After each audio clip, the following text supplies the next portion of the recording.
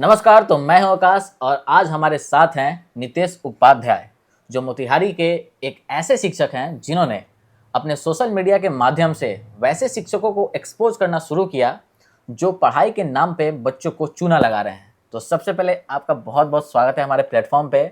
आप हमारे दर्शकों को बताइए कि आपका टीचर का जर्नी कैसा रहा। देखिए आकाश, टीचिंग के बारे में मैं एक फेमस वेब सीरीज़ का डायलॉग दूंगा। शुरू मजबूरी में किए थे, अब मज़ा आ रहा है। तो बिना आपका समय गंवाए आज का टॉपिक हम लोग शुरू करते हैं और ये टॉपिक है भोजपुरी और उसके साथ जुड़ी अश्लीलता, जिस पे हम इनसे कुछ काफ़ी कंट्रोवर्शियल सवाल पूछेंगे जो आज के टाइम में लोगों के द्वारा नहीं पूछा जा रहा है और जो कि पूछा जाना चाहिए।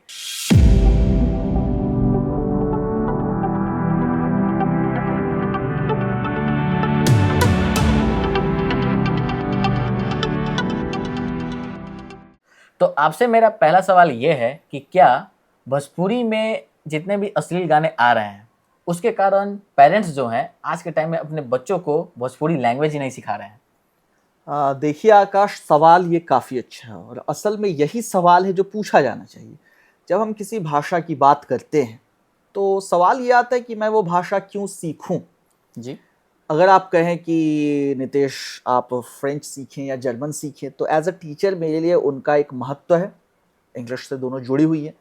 जब मैं किसी स्टूडेंट को ये सजेशन देता हूँ कि तुम्हें जर्मन सीखनी चाहिए, तो उसका कारण ये है कि आगे की पढ़ाई वो जर्मनी से काफ़ी कम पैसों में कर सकता है और काफ़ी क्वालिटी एजुकेशन उसको मिल सकती है।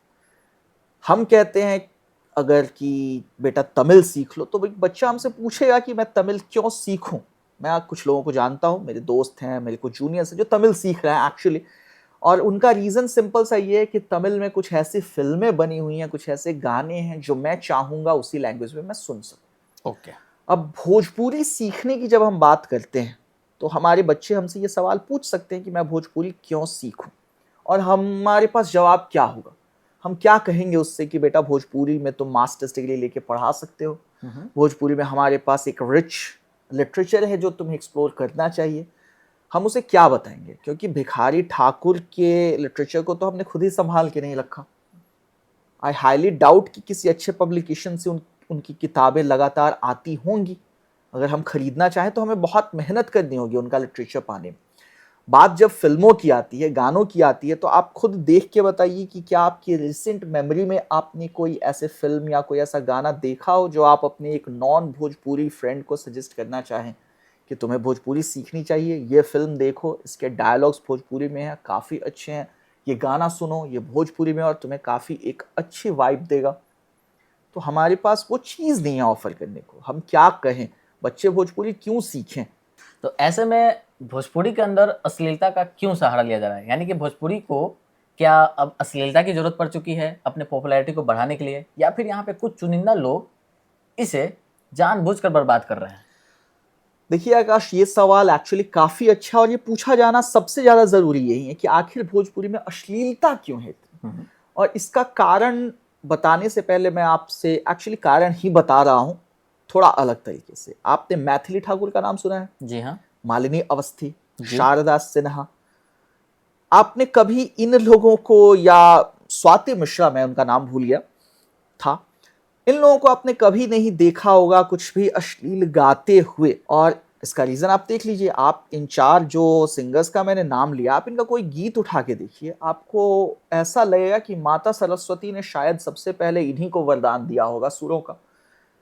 पर अब जरा सोच के देखिए किसी ऐसे इंसान को जिसकी आवाज़ फटे बांस जैसी है, जिसको ना सुर का ज्ञान है, ना ताल का, ना शब्दों का, उसके पास ऐसा भंडार है कि शब्दों के माध्यम से हमारे हृदय तक पहुंच सके, वो क्या करेगा?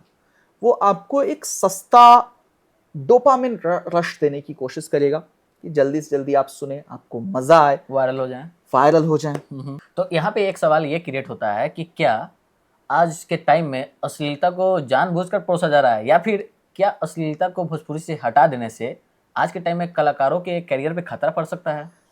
कलाकार किसको हम कहेंगे? कलाकार हम उसको कहेंगे जो कला का प्रदर्शन कर रहा है। जो भौंडेपन का, फूहड़पन का प्रदर्शन कर रहा हो, हम उसे कलाकार नहीं कह सकते। हमारे मिथिला की धरती से ही माता सीता निकली, बिल्कुल। माता सीता के देवर थे प्रभु श्री श्री राम के छोटे भाई लक्ष्मण जी। लक्ष्मण। रामायण में एक संवाद आता है कि जब वानर सेना को मिला होता है माता सीता का फेंका हुआ आभूषणों का गट्ठर, और दिखाए जाते हैं प्रभु श्री राम के द्वारा वो आभूषण लक्ष्मण जी को। लक्ष्मण जी ने कहा था कि मैंने माता को, उनकी सूरत तो मैंने देखी नहीं है, पर आशीर्वाद लेते वक्त मैं जब झुकता था तो मैंने उनके नूपुर देखे हुए, उनके अंगूठों में पहने जाने वाले नूपुर, अच्छा। पैरों की उंगलियों में। तो एक ऐसी धरती जहां पे अपनी भाभी को बड़ी बहन माँ का दर्जा दिया जाता था, उसी धरती पे आज देखिए देवर भाभी के रिश्तों पे कैसे घटिया गाने बन रहे हैं जो कि रिश्तों की मर्यादा को तार तार कर। तो अभी कुछ दिन पहले मैंने एक गाना सुना उड़ते उड़ते, अब मुझे तो याद नहीं है उसके बोल, लेकिन जहां तक मुझे याद है उसमें ससुर और बहू के रिश्तों को लेके उन लोगों ने अपने हिसाब से बड़ी चटपटी बातें की थी। अच्छा। क्यों हो रहा है ये सब? मतलब जो रिश्ता बाप बेटी का था, माँ बेटे का था, भाई बहन का था, उन रिश्तों को तार तार किया जा रहा है, और इसके इफेक्ट्स एक्चुअली काफ़ी हैं। जो सुन रहे हैं बच्चे, उनके सबकॉन्शियस ब्रेन को इतना अफेक्ट कर रहा है। आपने कुछ दिनों पहले एक वीडियो वायरल हुआ होगा, आपने शायद देखा होगा, एक बच्चा नाच रहा है और अश्लील बातें कर रहा है और उसके आसपास खड़े लोग बड़े बड़े ठहाके लगा रहे हैं। हमने नॉर्मलाइज कर दिया अश्लीलता को, फूहड़पने को। आपने शायद देखा होगा, मेरा एक स्टैंड अप वीडियो था जो काफ़ी वायरल भी हुआ था पिछले। क्यों हो रहा है ये सब? मतलब जो रिश्ता बाप बेटी का था, माँ बेटे का था, भाई बहन का था, उन रिश्तों को तार तार किया जा रहा है, और इसके इफेक्ट्स एक्चुअली काफ़ी हैं। जो सुन रहे हैं बच्चे, उनके सबकॉन्शियस ब्रेन को इतना अफेक्ट कर रहा है। आपने कुछ दिनों पहले एक वीडियो वायरल हुआ होगा, आपने शायद देखा होगा, एक बच्चा नाच रहा है और अश्लील बातें कर रहा है और उसके आसपास खड़े लोग बड़े बड़े ठहाके लगा रहे हैं। हमने नॉर्मलाइज कर दिया अश्लीलता को, फूहड़पने को। आपने शायद देखा होगा, मेरा एक स्टैंड अप वीडियो था जो काफ़ी वायरल भी हुआ था पिछले साल अराउंड इसी टाइम पे मैंने वो किया था। पर मैंने उसकी ना सिर्फ 30-35 सेकंड की क्लिप्स ही कहीं कहीं डाली। वो पूरा 8-10 मिनट का था, मैंने आज तक किसी को वो नहीं दिखाया। उसका कारण यही है कि वो काफ़ी अश्लील हो गया था। एक तो मेरे पास भी समय नहीं था तैयार करने का, और कहीं ना कहीं मुझे ऐसा लगा कि ये तो नॉर्मल है। तो मैंने उस चीज़ को अपने, हालांकि मैंने ऑर्गेनाइजर्स को दिखाया था कि ये थोड़ा अश्लील हो रहा है, क्या मुझे इसमें जाना चाहिए, और उन्होंने कहा था कोई बात नहीं। पर वहाँ एक अंकल खड़े थे, उन्होंने काफ़ी जली बुझी मुझे सुनाई, और मुझे उतना बुरा नहीं लगता अगर उनका वो पर्सनल एक अटैक होता तो, पर उन्होंने पूरे स्टेट को मेरे टारगेट कर दिया कि इन बिहारियों का तो ऐसा ही है, हमेशा से ये अश्लील बातें ही करेंगे। तो कहीं ना कहीं मुझे लगा कि टैलेंट को अश्लीलता की ज़रूरत नहीं है। तो सवाल यह है कि आखिर किस जगह पे आकर ये भोजपुरी उस सुंदर वाले माटी से अश्लील वाले माटी की तरफ बदलता गया? एग्जैक्ट तो मैं आपको नहीं बता सकता। मैं अपने पर्सनल एक्सपीरियंस से बताऊंगा कि मैं अपनी ममेरी बहन की शादी में गया था, तो वहाँ पे लड़के वाले ऑर्केस्ट्रा लेके आते हैं। सॉरी, ऑर्केस्ट्रा कुछ अलग चीज़ होती है, ऑर्केस्ट्रा लेके आते हैं। ऑर्केस्ट्रा एक्चुअली एक म्यूजिक बैंड होता है। ओके। तो उसमें ना एक गाना बजा था मैं पूरा नहीं बताऊंगा, बट हाँ, मुझे लगता है सबने सुना होगा, हर जगह बजता रहता है। आयरनिकली कि मैं अभी आ रहा था और मेरी ऑटो के बगल से एक ऑटो गुजरा और काफी जोर से बजा रहा था। उस गाने में कुछ है राजा राजा राजा ऐसा करके, तो आप लोगों ने सुना होगा आई थिंक। तो मुझे याद है, मेरी याददाश्त में वो पहला अश्लील गाना था जो मैंने सुना था। बहुत से गाने हैं ऐसे भोजपुरी में जो चंचलता दिखाते हैं। आप कुछ लोग कह सकते हैं कि ये अश्लीलता है, पर उसकी भी एक ना मर्यादा है, उसकी एक लिमिट है।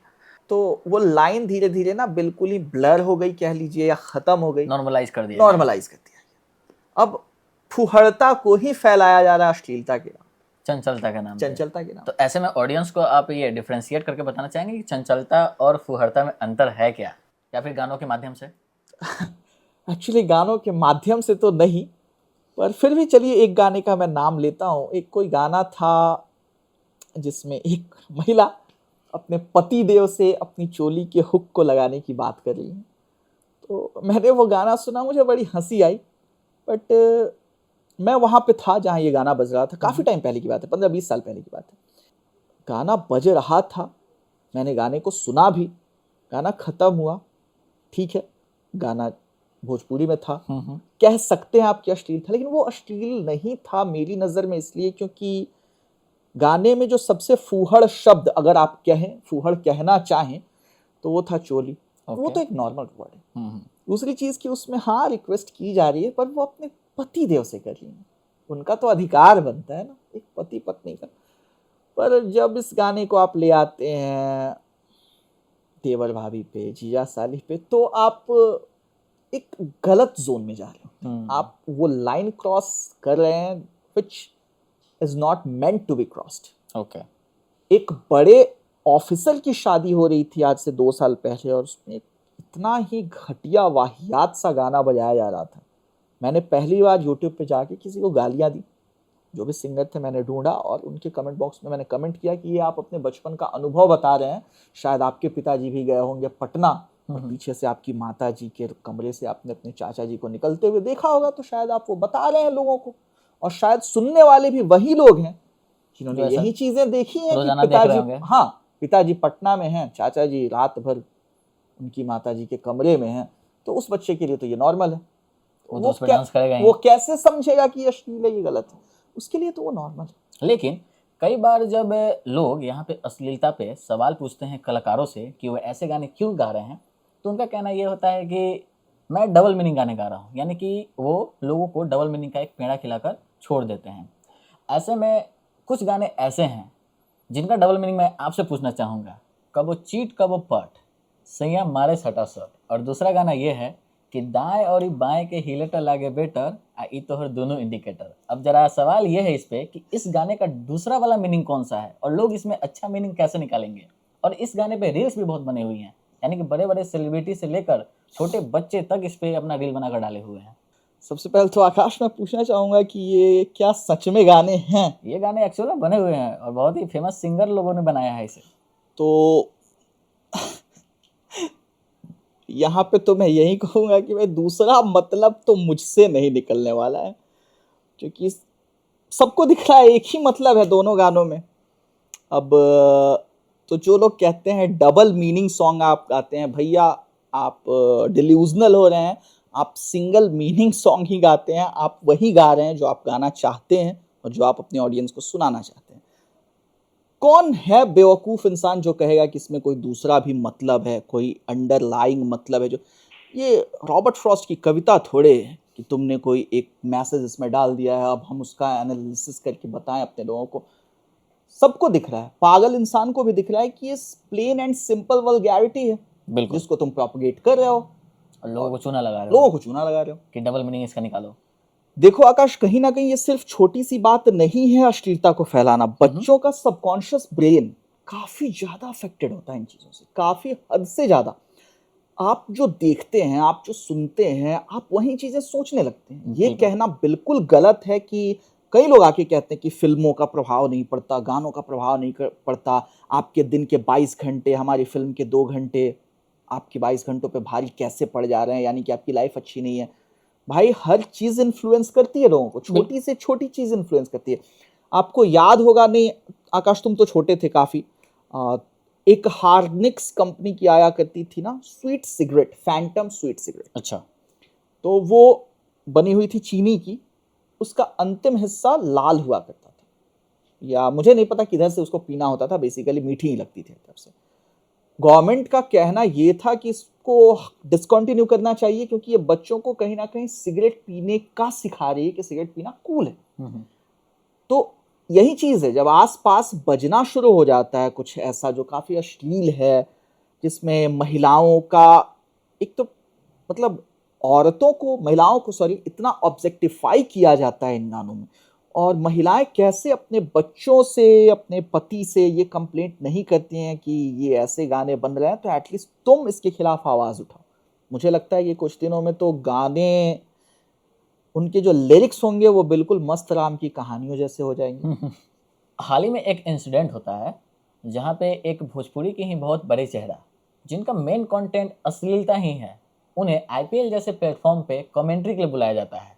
अब ऐसे में जो हमारे छोटे बच्चे हैं वो जब ये देख रहे हैं कि अश्लीलता परोस के ही लोग इतने बड़े प्लेटफॉर्म पे पहुंच जा रहे हैं, तो वो आखिर पढ़ाई क्यों करें, या फिर सही और संघर्षपूर्ण रास्ता क्यों चूज करें? वो क्यों ना शॉर्टकट का रास्ता चूज कर ही किसी ऊंचाई पे पहुंच जाएं? एग्जैक्टली सारी बातों का हमारे लब्बो लुआब यही है कि नॉर्मलाइज किया जा रहा है कि जब आप इजीली आगे बढ़ सकते हैं कुछ गलत करके, तो जिंदगी में इतना संघर्ष करने की आवश्यकता ही क्या है। जब आप फर्जी तरीके से कहीं जाके आप बेस्ट बन सकते हैं, आप दिखा सकते हैं कि हाँ मैं बेस्ट हूं, भले ही आप हो या ना हो, तो आप मेहनत क्यों करेंगे? मेहनत तो वो तब करेंगे ना जब उनको दिखे कि हाँ मेहनत किए बिना दूसरा कोई ऑप्शन नहीं।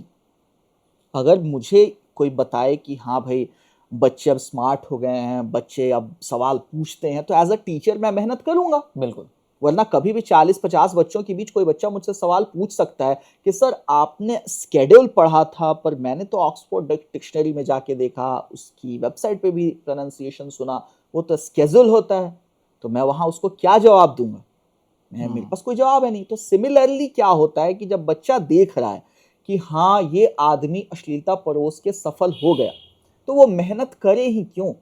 मैं एक पर्सनल एक्सपीरियंस से बता रहा हूँ। एक लड़की है, मेरी स्टूडेंट है, वो क्लास 10th में है और उसकी बहन है शायद 5th या 6th में होगी। बिल्कुल 5th या 6th में होगी। और आई डोंट थिंक कि उसकी उम्र 12-13 साल से ज़्यादा है। उस लड़की ने मुझे इंस्टाग्राम पे फॉलो किया, तो मेरी दूसरी आईडी से, तो मैंने नेचुरली मैं उस आईडी से सबको फॉलो बैक दे देता हूँ, मैंने उसको फॉलो बैक दे दिया। जो चीज़ें वो डाल रही थी वो कहीं से भी एक 12-13 साल की लड़की को, वैसे तो किसी भी लड़की को नहीं डालनी चाहिए, पर 12-13 साल की लड़की के हिसाब से वो चीज़ें कुछ ज़्यादा ही बोल्ड थी, कुछ ज़्यादा ही मैच्योर थी और कुछ ज़्यादा ही समझिए कि एजी थी। मेरा तो कोई हक नहीं बनता कि मैं उसे टोकूं कि बेटा ये मत करो, क्योंकि लोगों के अपने अपने ओपिनियन होते हैं। मैंने उसको अनफॉलो कर दिया, पर अनफॉलो करने से पहले मैंने देखा उसका एक रीसेंट आया हुआ था वीडियो, उसके कमेंट बॉक्स में ना 40-45 साल के चाचा लोग सिंपिंग कर रहे थे, बहुत अच्छी लग रही हो, और कुछ ऐसे कमेंट्स हैं जो मैं बता भी नहीं सकता। और आयरनी ये है कि वो और उसकी बहन जो 10th क्लास में है, उसने दोनों बहनों ने हर कमेंट का रिप्लाई किया हुआ था। कुछ लड़कियों की बुराई की वजह से ना बाकी सभी लड़कियों को बहुत कुछ झेलना पड़ता है। देखिए इस मामले में ना मेरी सोच काफी रेडिकल है। आपने वीडियो बनाया था आरजी कार वाले इंसिडेंट पे जो बंगाल में हुआ, बंगाल में किसी एक बच्चे ने मुझसे पूछा था क्लास में कि सर लड़की की फैमिली कह रही है कि 11 लोग दोषी हैं या 8 लोग दोषी हैं, ऐसा कुछ, और पुलिस ने तो सिर्फ एक आदमी को पकड़ा है। तो मैंने उसको बड़ा रेडिकल जवाब दिया था कि बेटा एक्चुअली ना इस देश के 150 करोड़ लोग दोषी हैं। आपने सुना होगा समर शेष है नहीं पाप का भागी केवल व्याध, जो तटस्थ है समय लिखेगा उनके भी अपराध। मैं क्यों कहता हूं 150 करोड़ लोग उसमें शामिल हैं? देखिए हमने चीजों को कैसे नॉर्मलाइज किया। किसी ने इंस्टाग्राम पे लड़कियों की ऐसी वीडियोस देखी जिसमें वो भोंडापन नंगा नाच दिखा रही हैं, इंस्टाग्राम के एल्गोरिदम को लगा कि सब यही देखेंगे। अगली बार उसने वही चीज मुझे दिखाई, तो मुझे या तो उसको रिपोर्ट करना चाहिए था या नॉट इंटरेस्टेड, पर मैंने अगर उसको सोच लिया कि ये तो नॉर्मल है, चलते रहने, लाइक कर दिया। हाँ, अब होता क्या है कि ये चीजें रिपीट होने लगती हैं। और मैं तो अभी आपको कहता हूं आप एक नया इंस्टाग्राम हैंडल बनाइए, आप देखिए कि आपको सबसे ज्यादा ऐसे ही कंटेंट का एक्चुअली सजेशन आएगा। आप जब देखेंगे तो आपको पता लगेगा कि आधी से ज्यादा चीजें अश्लीलता वाली। तो बात यही है कि अश्लीलता को नॉर्मलाइज किया जा रहा है, जैसा कि आपने वो आईपीएल वाला जिक्र किया था। आईपीएल में आपको क्या लगता है उस आदमी को क्यों ले जाया गया होगा? लोगों ने देखा होगा, आईपीएल के जो ऑर्गेनाइजर्स हैं, उनकी जो पीआर टीम है, उन लोगों ने देखा होगा कि इस बंदे के हैं कितने फॉलोअर्स हैं वैसे, बाय द वे उसके आई थिंक मिलियंस में है, मिलियंस में। तो उनको लगा होगा कि भाई मिलियंस अगर फॉलोअर्स हैं तो कम से कम आधे तो ऐसे जरूर होंगे ना जो इसको रोज अगरबत्ती दिखाते होंगे कि ये हमारा भगवान है, इसके जैसा कोई कॉमेडियन नहीं है, वगैरह वगैरह। तो वो तो कम से कम उसका जो सेक्शन होगा, सेगमेंट होगा उसका, जितने में वो ऑन स्क्रीन होगा उतने में तो वो आएंगे। तो हमारे पास तो स्टेटिस्टिक्स रहेगा ना, हमारे पास, हम अपने ऐप पे ऊपर दिखाते हैं कि इतने लोग लाइव वॉच कर रहे हैं, हम तो दिखा देंगे कि फलाना आया, मार्केटिंग इसको बढ़ा दिया। सारा खेल मार्केटिंग का है। आपने कितना डैमेज किया आप सोच नहीं रहे हैं। जब कोई बच्चा देखता है, जब उसको पता चलता है कि यहाँ फलाने क्रिएटर ने वल्गैरिटी प्रोपगेट करके, पेडल कर करके इतनी ऊंची छलांग मारी कि वो देश की सबसे प्रतिष्ठित लीग पे चला गया, सबसे प्रतिष्ठित चैनल्स पे आ गया, तो वो बच्चा क्या सोचेगा कि भाई ये अच्छा तरीका है, शॉर्टकट। शॉर्टकट। ऐसे में सवाल ये उठता है कि भोजपुरी समाज जो था, वो भोजपुरी के जितने भी लोग हैं उन्हें बहुत कुछ दिया, बहुत बड़े बड़े लोग दिया, लेकिन आज का जो बिहारी समाज है और आज का जो भोजपुरी समाज है, उसने भोजपुरी से क्या छीन लिया? भोजपुरी की आत्मा को ही हमने मार दिया है। अच्छा, आपने कभी बिरहा या चैता सुना है? नहीं सुना? नहीं। मैंने बचपन में एक बार बिरहा सुना था किसी को गाते हुए, जब मैं अपने गांव गया था, तो वो बहुत 2-3 किलोमीटर दूर शायद गा रहे थे। ऐसा एक बच्चे को तो यही लगता है ना। वो फेंट आवाज थी। मुझे उस गीत में लिरिक्स जो है, उस गीत के जो बोल थे, वो तो कुछ समझ में आया नहीं, फिर भी वो इतना अच्छा लगा मुझे कि मैं वहां पे ठिठक के रह गया। एक छोटा सा बच्चा, मुझे ना कभी प्यार हुआ था, ना मेरा कभी दिल टूटा था, पर बिरहा का एक पॉइंट इफेक्ट होता है, मार्मिक, वो मुझ पे पड़ा था। मैंने कहीं से चैता सुना। अभी रिसेंटली 6-7 साल पहले मैं किसी मेरे मित्र ने, कहीं वो शादी में गए थे, तो उन्होंने एक वीडियो मुझे भेजा था। किसी लड़की की शादी थी और लड़की की बहन गा रही थी एक गाना। वो गाना मुझे याद है, निमिया के पेड़ जानी कटी है ए बाबा। उस महिला की जो आवाज थी और गीत के जो बोल थे, मैं फ्रीज होके रह गया। भोजपुरी में वो ताकत है, लेकिन कौन सुनना चाहेगा वैसे गीतों को। अब थोड़ा बहुत कुछ लोगों को ऐसा लगना शुरू हुआ है कि हम गलत रास्ते पे हैं, तो वो भटके हुए इंसान भी रास्ते पे कुछ तो आना शुरू हो गए हैं। मैं थैंकफुल इसमें उन्हीं 4 महिलाओं का हूँ, शारदा सिन्हा जी, मालिनी अवस्थी जी, मैथिली ठाकुर, स्वाति मिश्रा। ये लोग, अगर आपको भोजपुरी में किसी को चेहरा बनाना है ना आज, तो उनको चेहरा बनाइए। ऐसे में अंत में आप जो अपकमिंग बच्चे हैं, यानी कि अपकमिंग जनरेशन है जो बिहार से बिलोंग करते हैं, वैसे बच्चों को भोजपुरी के बारे में अगर बताना चाहते हैं तो आप क्या बताना चाहेंगे? तो मैं यही बताना चाहूँगा कि जो अभी कंटेम्प्ररी चल रहा है, ये 5 नाम जो मैंने लिए, इनके अलावा वो भोजपुरी नहीं है। अगर आपको असली भोजपुरी जाननी है, आप 1990 के पहले के गाने सुनिए, फिल्में देखिए। एक तो नदिया के पार सभी लोग नाम जानते हैं उसका। सोच के देखिए कि एक वो समय था, हम ऐसी फिल्में बनाते थे कि बॉलीवुड हमारी फिल्मों का रीमेक बना रहा है। नदिया के पार रीमेक बनी थी, हम आपके हैं कौन, ब्लॉकबस्टर हुई थी। और आज एक ऐसा समय आ गया है कि जब लोग हमारी फिल्में देखना तो दूर, नाम तक नहीं सुनना चाहते। अंग्रेजी में कहावत है, I would not touch you with a 10 feet pole. तो मतलब दूर दूर तक मैं तुमसे कोई वास्ता नहीं रखना चाहूँगा। तो ऐसा कंटेंट आजकल हो गया है।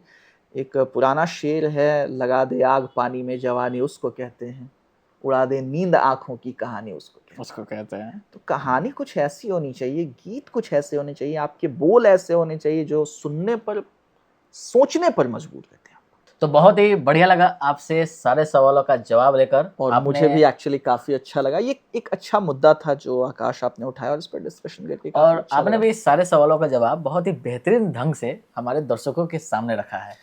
दर्शकों को बस बातें हमारी समझ में आए, हम क्या कहना चाहते हैं, और अच्छी लगे तो अगर आपको ये वीडियो अच्छी लगी होगी तो सबसे पहले वीडियो को लाइक कीजिएगा, और अगर ये कहीं ना कहीं आपके भी मन में सवाल होगा इस मुद्दे से रिलेटेड, और आपको ये लग रहा होगा कि ये आपका ही सवाल यहाँ पे पूछा गया है, तो आप इसे अपने दोस्तों के साथ भी शेयर कीजिएगा। साथ ही अगर चैनल पे नए हैं तो चैनल को सब्सक्राइब करते जाइएगा। बहुत बहुत धन्यवाद आपका।